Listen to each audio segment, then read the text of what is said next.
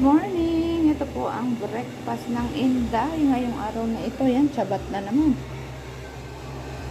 Sabat shalom, likulam. Ayan ang agad washing.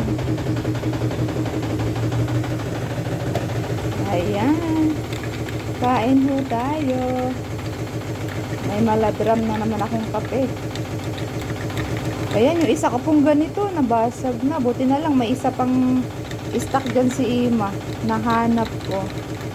No, favorite mug ko. Ang laking mug. Ayan, syempre pag may ginisang sardinas tayo, may saging. Ang sarap, diba? Isabay ng saging. Tara na po, kain na tayo. Salamat po sa mga nag-i-engage sa akin. Sensya na po kayo kung medyo late ang aking reply. Yan, salamat po sa pangunawa. God bless po sa inyong lahat. Tara, kain na tayo. Good morning.